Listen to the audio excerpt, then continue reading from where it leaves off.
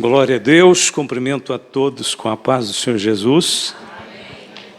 Eu quero pedir você para ficar sentadinhos como estão, mas abrir a Bíblia hoje comigo em aos Hebreus, capítulo 6.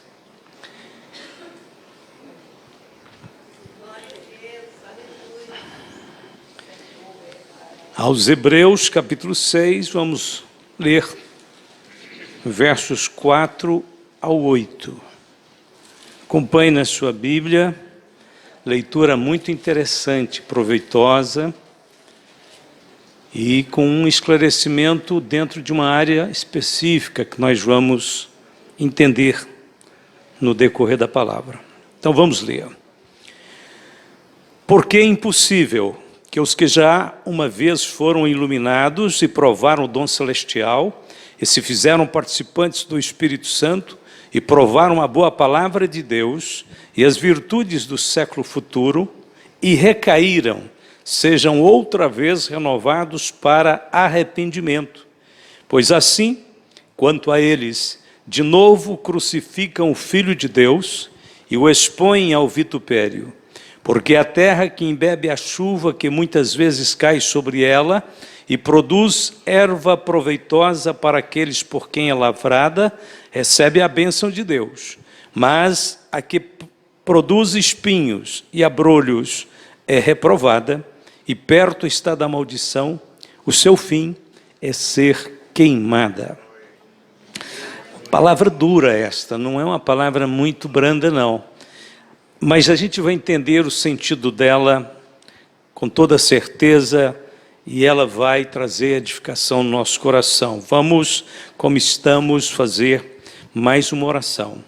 Querido Deus e Pai, em nome do Senhor Jesus, nos colocamos perante a Tua face, pedindo a bênção do Senhor para que o nosso coração se abra, nossa mente seja iluminada e o Teu bom Espírito, Senhor, venha ministrar vida, força, renovação, paz a todos os nossos irmãos.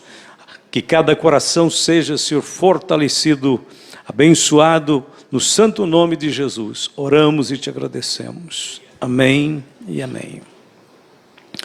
No primeiro século, bem no início, estamos estudando estes assuntos ultimamente, a igreja teve um momento esplendoroso em Jerusalém. Aquele momento narrado nos primeiros capítulos de Atos dos Apóstolos não iriam se prolongar muito, alguns poucos anos. A igreja teria que enfrentar uma longa caminhada, haveriam momentos difíceis, provas, perseguições e até mesmo apostasia. E é o caso exatamente do tempo em que se escreveu aos Hebreus. Aos Hebreus foi escrito antes do ano 70. Por que sabemos? Porque a carta aos Hebreus fala dos rituais judaicos, narra aspectos que necessariamente envolvem o templo, ou seja, o templo estava lá em Jerusalém, os sacerdotes cumpriam seus turnos, os sacrifícios eram feitos. Por isso sabemos que foi antes do ano 70, porque no ano 70 o templo foi destruído. Esta carta foi escrita exatamente por um fenômeno negativo, muito ruim, que penetrou dentro do cristianismo naqueles dias, que foi uma evasão de muitos crentes, muitos cristãos, que começaram a retornar para o judaísmo, algo totalmente impensável, mas é o que aconteceu. Eles estavam deixando a fé em Cristo para confiar novamente nos sacrifícios fracos da lei, para depender da ministração daqueles sacerdotes fracos, deixando o sumo sacerdote Cristo, deixando aquele que estava à destra de Deus e intercedia por todos. Eles começaram então a trocar a fé em Cristo pelas obras da lei. Foi por isso que o escritor, que nós não sabemos quem é, O escritor é anônimo de Hebreus. Alguns dizem que deve ser Paulo, outros acham que pode ser Barnabé, outros há que afirmam que poderia ser Lucas ou Apolo. Não sabemos, mas isso não é o mais importante. Sabemos que foi o Espírito Santo quem produziu esta carta tão esclarecedora, tão profunda. Então é por isso que ele escreve que é impossível que os que já uma vez foram iluminados, gozaram das bênçãos do Evangelho, da salvação pela fé, do dom do Espírito Santo, e recaíram, sejam novamente renovados para o arrependimento. O que ele está dizendo aqui não é que não há salvação depois que uma pessoa erra, mesmo sendo crente, todos nós ainda erraremos. O que ele está dizendo não é que a pessoa, dentro da fé cristã, não tem a possibilidade de ser renovado, ser perdoado. Não, ele está dizendo aqui que se alguém deixa Cristo e adota uma outra ideia, uma outra concepção religiosa, não há solução para ele. É como se um crente em Jesus Cristo dissesse: eu vou me tornar muçulmano. Ele teria que negar tudo que ele crê, porque a fé islâmica é uma fé completamente diferente da fé cristã. Não tem Cristo como centro.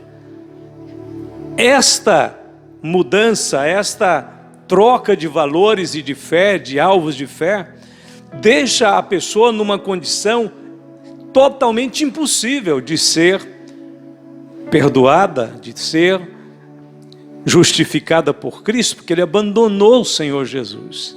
Então é isso que ele está falando, que estas pessoas voltam a crucificar o Senhor Jesus, voltam a expô-lo ao vitupério.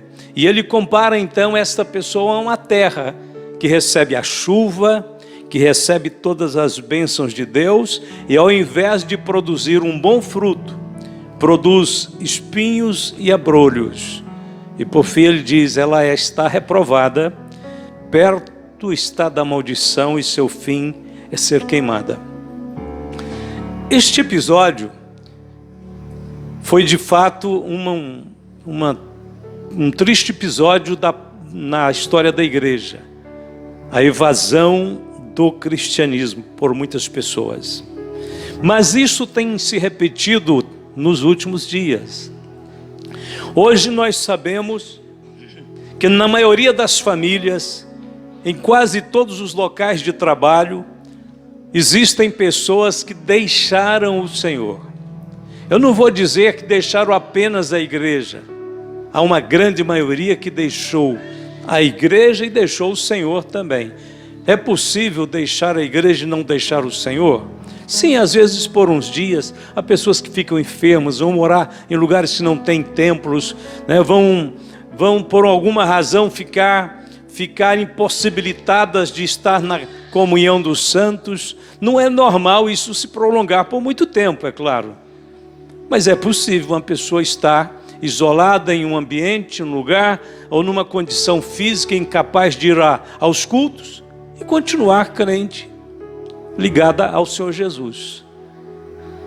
Porém, o problema é que nós vamos encontrar pessoas que têm distanciado da casa do Senhor e também do Senhor.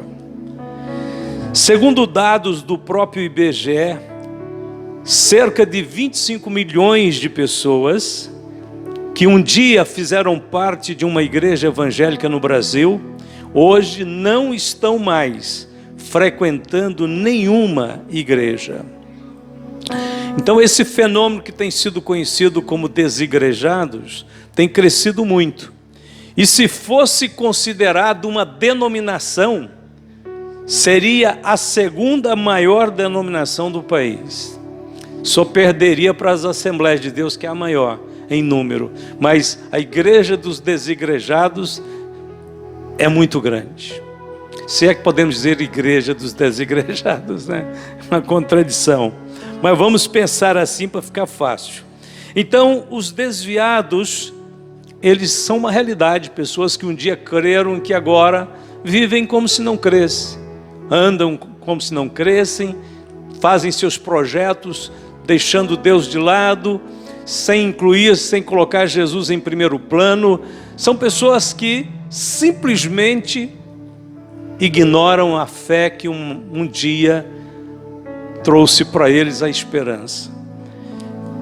Aquilo que estamos trazendo aqui para a igreja hoje é um alerta, é também uma instrução, porque nós vamos nos deparar, vamos estar na frente de vamos encontrar muitas pessoas assim no nosso caminho, pessoas que uma vez estiveram felizes servindo a Jesus e hoje estão amargas, principalmente quando toca no assunto com elas exalam um veneno muito ruim, né? Muito triste, de pessoas que colocam a culpa em pessoas, em pregadores, em tudo, mas que não justifica, porque Jesus Cristo, Senhor da glória, nunca fez mal a elas, só bem. O perigo que corre o desviado, este é o nosso pensamento, é o nosso tema. Os desviados correm o risco de se perderem eternamente.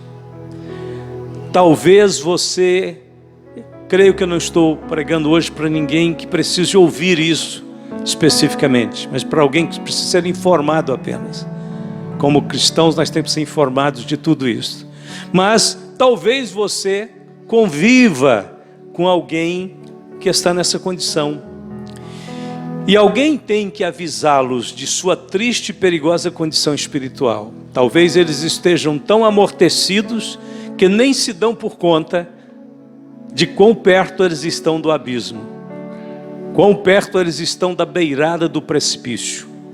Alguém tem que avisá-los, porque eles se acham acomodados pensando que por terem se convertido um dia, nunca jamais perecerão. Que engano, né, irmãos? A Bíblia diz que o filho pródigo estava morto. O pai disse assim: porque este meu filho estava morto. Lucas 15, 24. Porque a ideia que muitos têm é o seguinte: sendo o filho, não morre espiritualmente, mas o filho pródigo era filho e estava morto. Então os filhos que não perseveram na casa do pai, morrem. E são afastados da comunhão do pai. E ficam do lado de fora se não voltarem. Esse é o perigo. O filho pródigo estava morto, ou seja, ele estava cortado da videira, não tinha vida espiritual. Se o filho pródigo tivesse morrido naquela condição, ele seguiria com os ímpios para o lugar do sofrimento eterno. Jesus disse: se alguém não estiver em mim, será lançado fora, como a vara, e secará. E os colhem, lançam no fogo e ardem. Falsos pregadores têm se levantado em nossos dias para dizerem enganosamente que há uma salvação de segunda categoria, de segundo plano para os desviados. Ou seja, fazendo eles ficarem ainda mais acomodados no seu erro, porque se eles ouvem alguém dizer que Deus tem um plano B para salvá-los, então eles se acomodam e continuam no caminho largo e vão morrer e não vão encontrar esse plano B, nem esse segundo plano de salvação em lugar nenhum. Se você já ouviu isto, alguém pregando dessa forma, nunca jamais acredite, porque só existe uma forma de salvação, a salvação daqueles que permanecem em Cristo. Jesus disse: se a vara não estiver em mim, se ela não estiver ligada em mim vitalmente, ela será cortada, será lançada fora, será queimada. Só existe salvação para aqueles que perseveram. A Bíblia diz: porque é impossível que os que já uma vez foram iluminados, provaram o dom celestial, se fizeram participantes do Espírito Santo, provaram a boa palavra de Deus e as virtudes do século futuro e recaíram, seja outra vez renovados. Não tem possibilidade de renovação se permanecerem fora de Cristo, nem aqui e nem na outra vida. Não podem, não é possível que eles sejam renovados para o arrependimento. Não existe nenhum meio de purificação de pecado fora do sangue de Jesus. A Bíblia diz que depois da morte segue-se o juízo, do qual ninguém escapará. Está ordenado aos homens morrerem uma só vez, vindo depois disso o juízo. Hebreus 9, 27. Jesus deixou muito claro, aliás, Deus o Pai deixou muito claro por meio do profeta Ezequiel, que a única justiça que salva é aquela que vem de Deus e da qual não devemos nos apartar. Repetindo, a única justiça que salva não é a minha nem a sua, é a justiça que vem de Deus. No caso, foi revelada em Cristo na cruz. E esta única justiça que nos salva, nós temos que ficar apegados a ela. Não podemos nos apartar dela, porque apartando-nos dela, ficaremos com a nossa justiça, que não passa de trapo de imundícia. E que não nos colocará em condição aceitável diante de Deus. Então é ficar com a justiça que vem da cruz, que vem de Deus. O Senhor disse através do profeta Ezequiel: quando eu disser ao justo que certamente viverá, e ele confiando na sua justiça praticar iniquidade, não virão em memória todas as suas justiças, mas na sua iniquidade que pratica, ele morrerá. Esse texto é muito profundo. O Senhor está dizendo que ele pode declarar uma pessoa justa, mas a partir de um certo momento, aquela pessoa passa a confiar, não na justiça de Deus, mas na sua. Deus disse, se ele confiar na sua justiça, ele vai praticar iniquidade. Só de não confiar e não depender da justiça de Deus, nós já entramos numa condição de iniquidade. Porque nós fomos concebidos em iniquidade. Em pecado concebeu a minha mãe, disse Davi. Então, fora da justiça de Deus, só sobra em nós iniquidade. Então Deus está dizendo, não virão em memória todas as suas justiças, mas na sua iniquidade que pratica, ele morrerá. Deus está falando de um justo que deixou a justiça que de fato o justifique, para confiar nas suas obras e se tornou iníquo, e na sua iniquidade ele morre. O Senhor Jesus também confirmou a necessidade da perseverança para a salvação, e por se multiplicar a iniquidade, o amor de muitos esfriará, mas aquele que perseverar até o fim será salvo. Mateus 24, 12 e 13. A situação do desviado, em um certo sentido, é pior do que a situação do ímpio. A razão disso é que ele conhece a verdade e não pode dizer que não sabia. E o servo que soube a vontade do seu Senhor e não se aprontou, nem fez conforme a sua vontade, será castigado com muitos açoites. Lucas 12, 47. O desviado é um servo que está vivendo em desobediência. É um servo que deixou de servir, passou a ser desobediente. Ele sabe a vontade do seu Senhor, mas prefere andar com o mundo. Nenhum filho, nenhum autêntico filho deve amar o inimigo do seu pai. A Bíblia diz, não ameis o mundo, nem o que no mundo há. Se alguém ama o mundo, o amor do Pai não está nele. Porque tudo que há no mundo, a concupiscência da carne, dos olhos, soberba da vida, não é do Pai, mas do mundo. 1 João 2, 15 e 16. O mundo é inimigo do nosso Pai, e nós não podemos ser simpáticos, amigos do inimigo do nosso Pai. Por isso a Bíblia diz, quem ama o mundo, o amor do Pai não está nele. Terceiro, o desviado é um pecador voluntário. Ele escolhe o caminho que quer seguir. Ele conhece a palavra de Deus, mesmo assim ele insiste em seguir o caminho largo, cujo fim é a perdição. A Bíblia diz, se pecarmos voluntariamente, depois de termos recebido o conhecimento da verdade, já não resta mais sacrifício pelos pecados, mas uma certa expectação horrível de juízo e ardor de fogo que há de devorar os adversários. Hebreus 10, 26, 27. O escritor aos Hebreus não está falando daqueles tropeços que a gente comete e no mesmo instante fica envergonhado e chora e arrepende. Ele está falando aqui de um posicionamento de abandono da fé. Talvez você tenha errado até hoje mesmo. Aliás, eu posso dizer com certeza, todos nós erramos em alguma coisa hoje. Mas nós não estamos felizes com os nossos erros. Nós estamos tristes com aquilo que nós fizemos de errado e nós nos dobramos diante de Deus e dizemos: Deus Pai Todo-Poderoso, em nome de Jesus, perdoa-me, lava-me, santifica. Nós confessamos o Senhor Jesus como nosso Salvador e a nossa justiça perfeita. E nós choramos aos pés dele. E nós não deixamos e agarramos com ele o tempo inteiro. Mas o desviado é aquele que diz: não quero Cristo, vou fazer o meu próprio caminho. Tudo que eu ouvi a respeito de Jesus não merece ser guardado, não merece ser protegido. Meu coração já está aberto para outras doutrinas e outros ensinos. Eu renuncio à minha fé em Jesus. Esta pessoa, a Bíblia diz que não resta mais nenhum sacrifício para ele.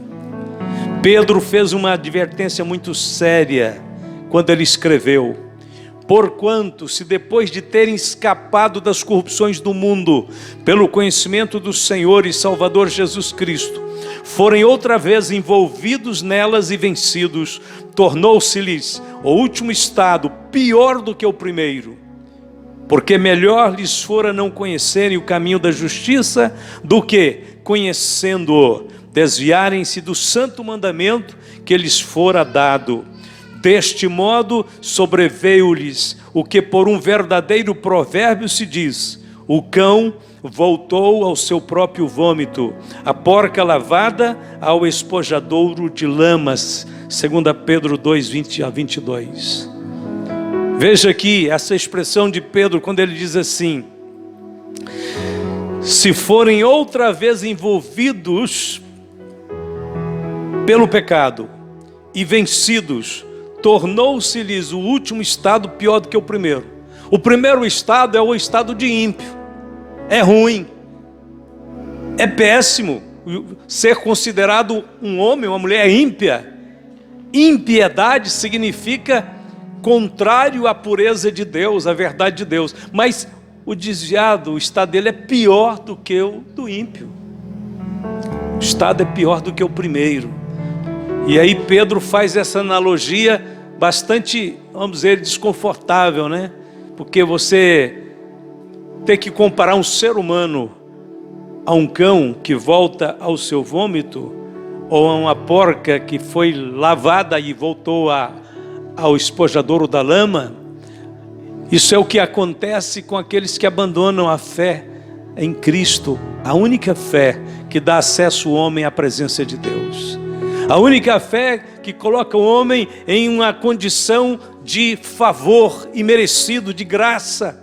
E por essa graça ele é aceito, é perdoado, é santificado. Mas de repente ele diz: não, eu não quero essa fé, eu vou fazer outro caminho para a minha vida. E então ele volta para o espojadouro de lama. Isto nos estremece quando Pedro disse assim: como o cão que volta ao seu próprio vômito. Sabe por quê? Porque a Bíblia diz assim: ficarão de fora os cães. Apocalipse 22:15. Junto com esses cães, que de fato não são animais, isso aqui é uma metáfora, uma comparação. Os cães são os desviados. Ele põe os feiticeiros, os que prostituem, os homicidas, os idólatras e qualquer que ama e comete a mentira. Ou seja, o estado do homem, da mulher que deixa Cristo e voluntariamente segue um outro caminho, é a mesma condição desses outros pecadores que são listados aqui e que estão determinados a ficar de fora. Nós sabemos que de fora aqui é de fora do céu. Devemos então verificar se nós estamos em Cristo Jesus todos os dias, renovando a nossa entrega, a nossa consagração. E eu digo mais, não apenas estar na igreja é maravilhoso, mas temos que estar na igreja e temos que estar também em Cristo, que é um posto mais avançado ainda. Estar na igreja é um passo importante, é um degrau importante, é uma antessala, mas aí, estando na igreja, procure estar em Cristo. Em Cristo, não apenas no templo, não apenas no meio dos adoradores, não apenas no meio da multidão, mas estar em Cristo, porque muitos há que se encontram desviados dentro da casa do Senhor. Quando Jesus falou das parábolas dos perdidos e achados, né? Ele falou da parábola da ovelha perdida, ele falou da dracma perdida e depois falou do filho perdido. E a segunda ilustração que ele fez, parábola da dracma, a dracma foi perdida dentro da casa e representa aqueles que às vezes se perdem dentro do templo. Se você conhece alguma pessoa que está desviada, e quem sabe pode ser alguém da sua família, pode ser um pai, pode ser uma mãe, pode ser um filho, pode ser um irmão, comece a sentir compaixão dessa pessoa e comece a orar por ela. Orar mesmo, com intensidade. Ele precisa ser liberto. Tem que haver uma intervenção divina para tirar os grilhões da cegueira. Há um espírito de incredulidade amarrando essa pessoa. Há alguma força demoníaca maligna não permitindo que ele enxergue a Cristo, que ele veja Cristo. Porque é impossível uma pessoa ver Cristo e ser o mesmo, permanecer no pecado. Quando nós olhamos para Cristo e vemos a glória de Cristo, nós nunca mais seremos os mesmos. Então alguma coisa entrou na história daquela pessoa, na experiência daquela pessoa, e bloqueou a fé dela, o olhar dela, para ela não enxergar tudo que Cristo é e fez por ela, o amor de Cristo, a misericórdia de Cristo, a bondade, o sofrimento de Cristo, porque Cristo deu a vida por ela. O estado de um desviado é gravíssimo. E se isto é o caso de uma pessoa que a gente ama tanto, às vezes está tão perto da gente, então mais uma razão para entrarmos em uma condição de intercessão intensa, para ver uma modificação desse quadro. Essa pessoa está muito perto de nós para a gente deixar ela ir embora para o inferno. Ela está muito perto de nós para a gente abrir mão e ficar acomodados. Temos que perder o sono, porque é um desespero para o coração de um crente que está convivendo com uma pessoa e sabe que ela está afastada de Jesus e de repente ela simplesmente morre. Desespero. Meu Deus, estava tão perto de mim. Eu tive tantas oportunidades para orar por ela, para interceder por ela, para falar com ela também. Agora, bem entendido, tem que começar primeiro pela intercessão, pela oração. O desfecho da parábola do filho pródigo, que o pai tinha dito: este meu filho está morto, é um desfecho feliz. A Bíblia diz assim: o meu filho estava morto e reviveu. Que maravilha! Que bênção! É isso que nós queremos. Nós queremos falar da experiência de muitos desviados. Ele estava longe, agora está perto. Ele estava fora, pastor da igreja, agora está na igreja com Cristo, com a Bíblia na mão, com a família. Glória a Deus, ele estava morto e reviveu. Muitos há que partiram já para a eternidade sem a reconciliação, mas que possamos mudar, que possamos interferir com a graça de Deus, sendo instrumentos na mão de Deus, interferir nessa trajetória destruidora que muitos estão caminhando, neste caminho para o precipício, para o mal. Ouça o alerta do Espírito Santo de Deus. Deus disse: desviando-se o justo da sua justiça e praticando iniquidade, morrerá nela. Deus não tem prazer na morte do ímpio e muito menos na morte do desviado.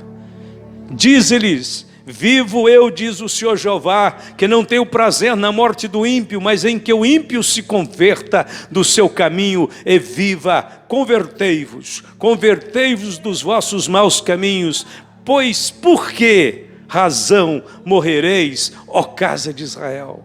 Aqui está a possibilidade de uma restauração.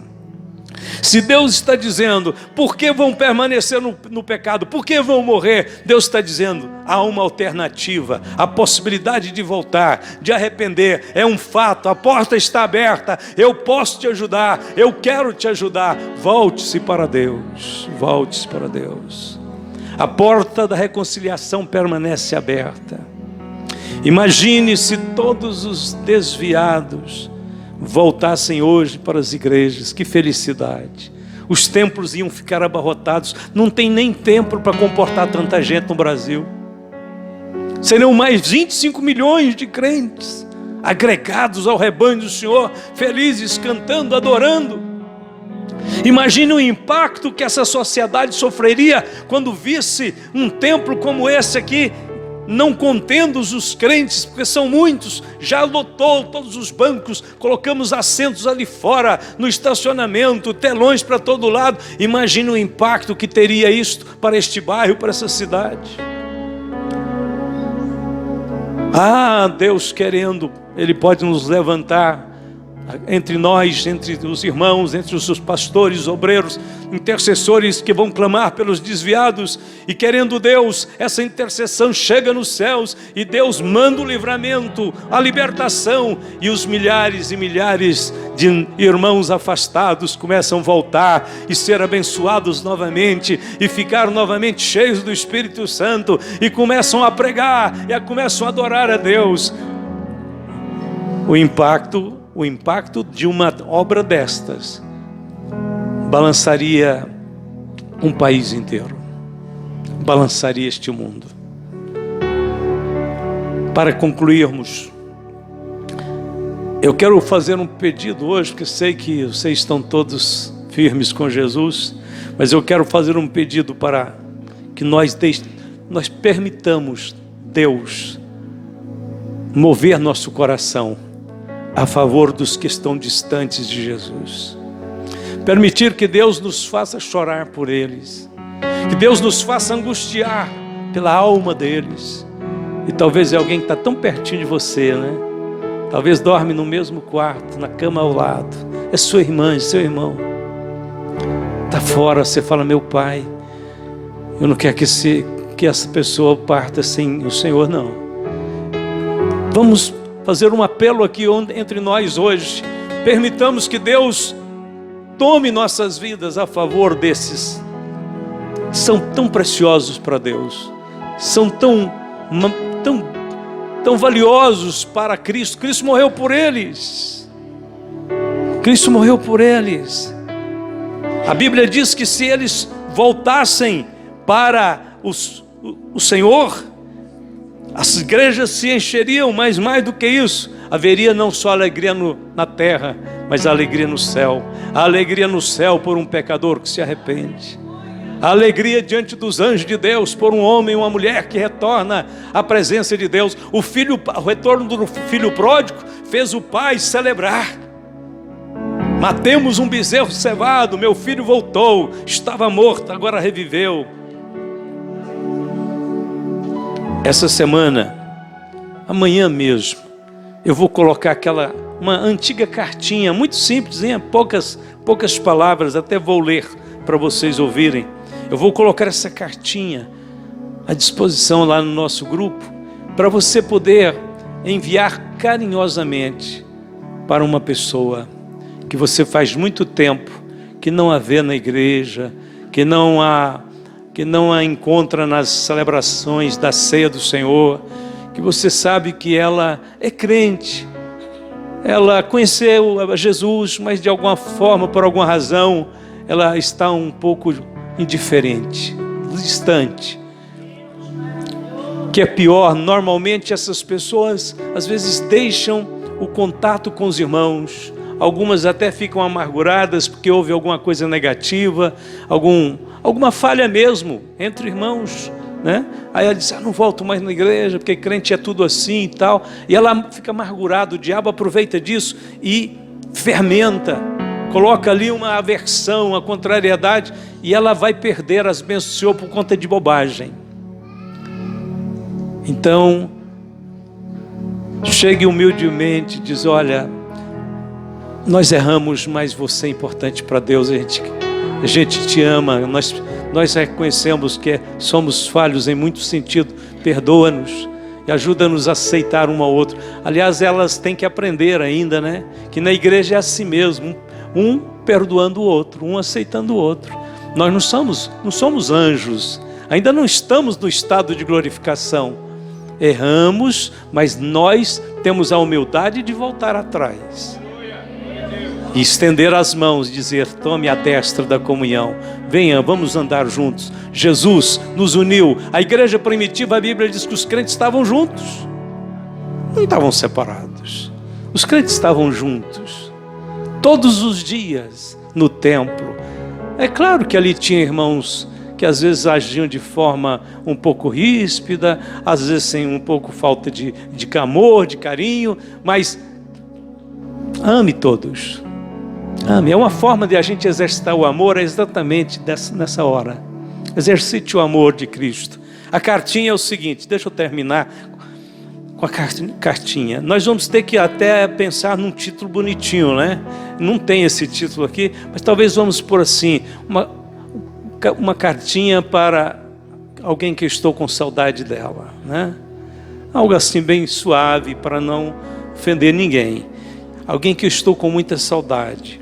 Amado irmão ou irmã, você se afastou da igreja e nós estamos com saudades de você. Seu lugar está vazio e nenhuma outra pessoa será capaz de preenchê-lo. Volte.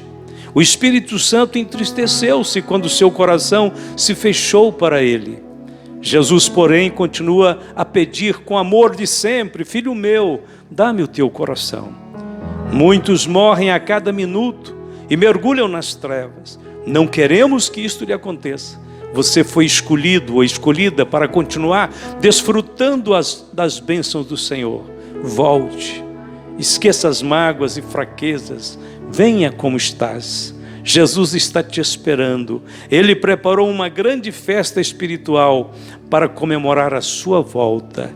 Assim vos digo que a alegria diante dos anjos de Deus por um pecador que se arrepende. Vamos fazer isto, vamos enviar muitas cartinhas para alguém que estamos com saudade e vamos começar a trabalhar em oração, em intercessão, para que Deus abençoe estes nossos irmãos que estão um pouco distantes. Agora vamos ficar de pé, por favor. Nós queremos concluir essa parte, esse momento de pregação com oração. Eu sei que vem muitas pessoas, irmãos da igreja, precisando de orações. Nós vamos orar por todos, como sempre fazemos. Se você precisa de uma oração pessoal, vem à frente. Agora, se você tem alguém também na sua família que está distante, venha representando a alma dele, a pessoa dele. Nós vamos orar por ele já agora, mas eu preciso que você venha representar todos aqueles a quem você ama e quer que eles voltem. Quer que eles sejam atraídos novamente pelo grandioso amor de Deus e possam ser visitados pelo poder do Espírito Santo. Ainda agora, ainda hoje ainda, na sua casa, onde estiverem, o Espírito de Deus possa ir ao encontro de cada coração. Vamos estar orando. Pai Celestial, em nome de Jesus, nós estamos clamando a Ti, Senhor, neste momento, por todas as famílias que estão representadas na vida de cada um dos meus irmãos. Aqui há pessoas preciosas que o Senhor tem olhado para elas e visto, Senhor, a sua angústia e o seu desejo de ver salvação na sua casa, de ver reconciliação no meio da sua família, em nome de Jesus. Pai, olha para esta irmã, para este irmão, e veja as pessoas as quais eles estão agora colocando na tua presença, aquelas pessoas preciosas que o Senhor vai alcançá-las, vai quebrar o jugo, vai tirar da prisão, vai trazer para a tua casa, a tua presença. É o filho, Senhor, que afastou, mas que vai voltar. É o filho que estava morto, mas vai reviver.